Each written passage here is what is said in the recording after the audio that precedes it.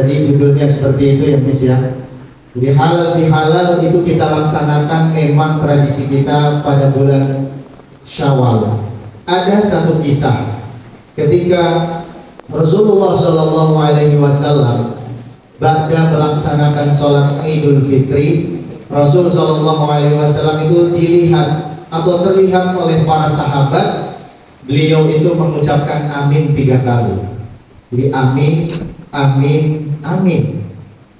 Kemudian sahabat bertanya, wahai Rasul, engkau tadi aku dengar engkau itu mengucapkan amin 3 kali. Terus engkau aminkan doa siapa dan apa doanya? Kemudian Rasul menjawab kepada para sahabat, wahai sahabatku, tadi setelah melaksanakan sholat Id, aku itu didatangi oleh malaikat Jibril.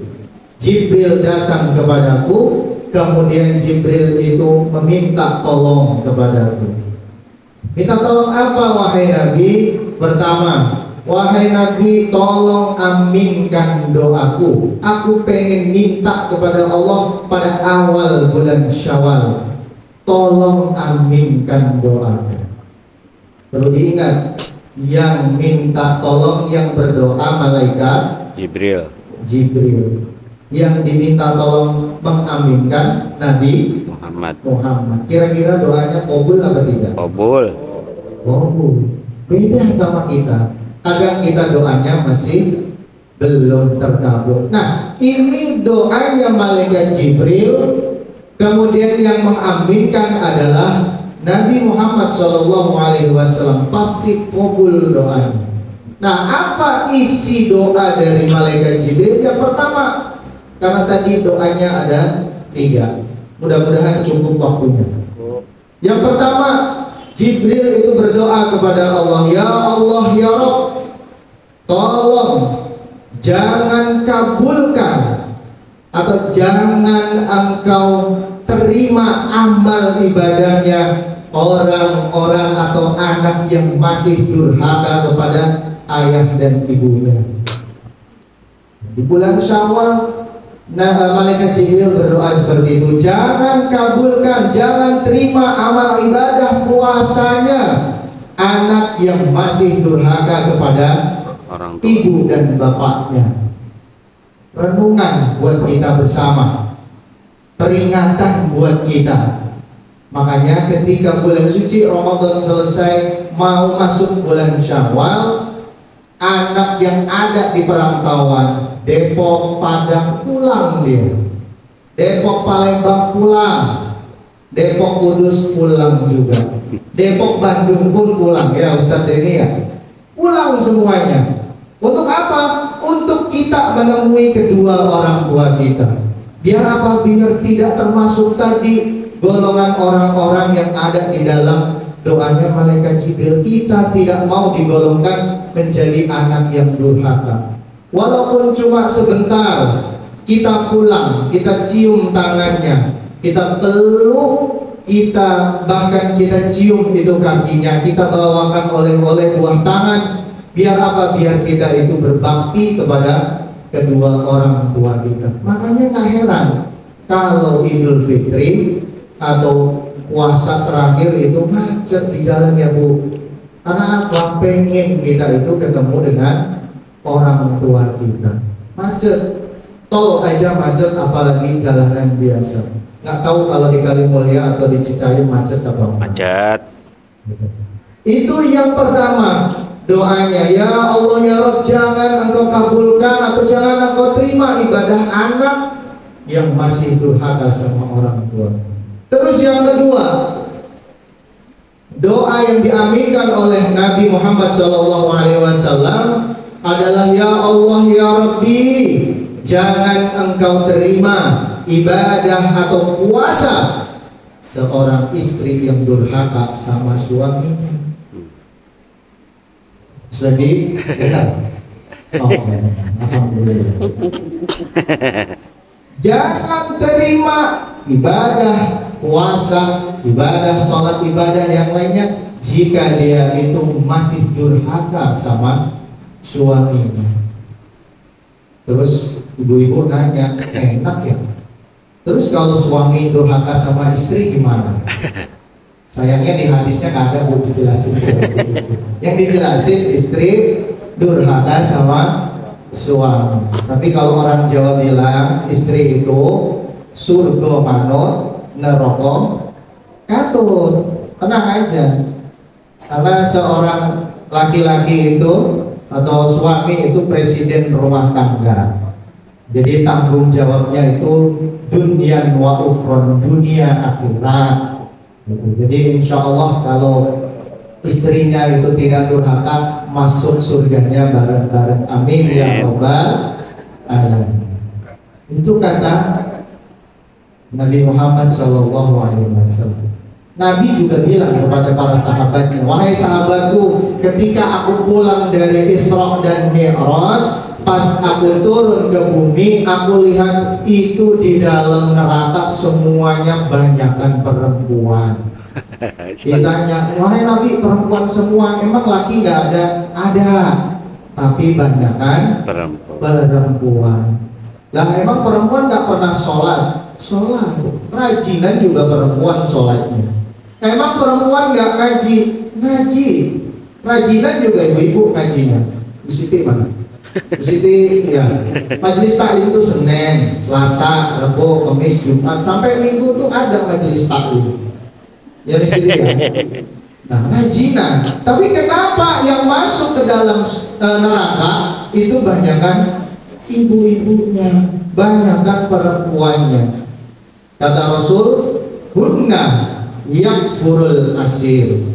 Kenapa mereka itu banyak masuk ke dalam neraka? Karena mereka itu banyak yang tidak bisa terima kasih kepada suaminya. Hunna yakfurul asir. Dikasih dikit murah, dikasih banyak dicurigai. Duit dari mana? Ini lagi gua kerja kayak gitu aja kok duitnya banyak. Biasanya ngasihnya cuma segitu aja. Serba salah kalau jadi seorang suami. Makanya sebagai istri yang soleha, diterima saja banyak dikit yang diberikan kepada suami. Yang terakhir, ini ada hubungannya dengan acara kita. Apa itu? Ya Allah ya Rabbi, jangan engkau terima puasa atau jangan engkau terima seorang muslim yang dia itu tidak mau meminta maaf atau tidak mau memaafkan kesalahan saudara semuslim yang lain. Nah, makanya bulan Syawal itu kita jadikan momentum untuk kita itu saling bermaaf-maafan. Ya, ada di dalam suatu hadis disebutkan oleh sahabat Abu Hurairah radhiyallahu an bahwasanya Nabi Shallallahu alaihi wasallam itu bersabda, barang siapa orang yang dia itu madlamatul li akhi, dia itu mendolimi saudaranya, ya, au syai'in, atau yang lain deh, entah itu hatinya tersakiti, entah itu harga dirinya mungkin ternoda misalkan, maka kata Nabi Shallallahu alaihi wasallam, fal yatahallalhu minhul yaum, maka halalkanlah, minta maaflah pada hari tersebut.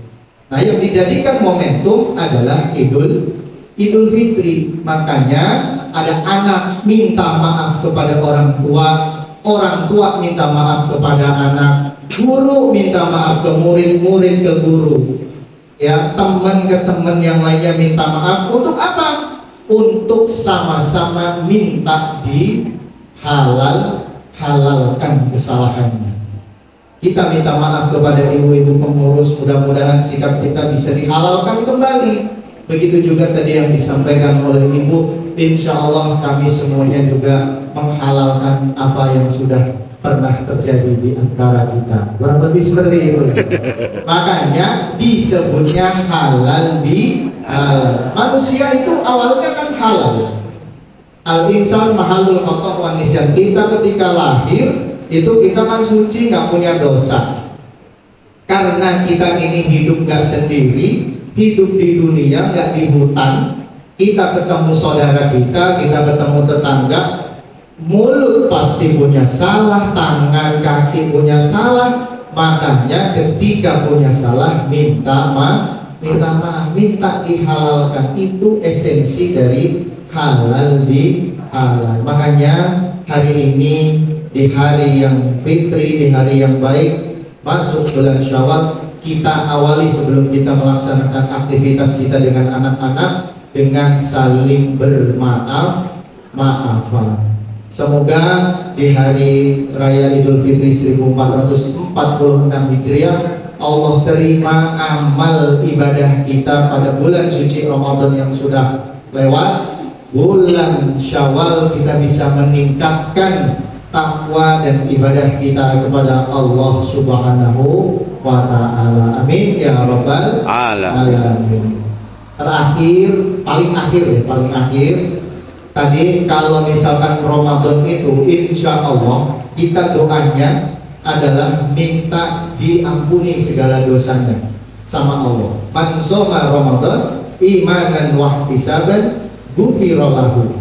Kan di situ. Ketika kita ibadah puasa dengan penuh iman, penuh keikhlasan, kita meminta kepada Allah, Allah ampuni dosa kita.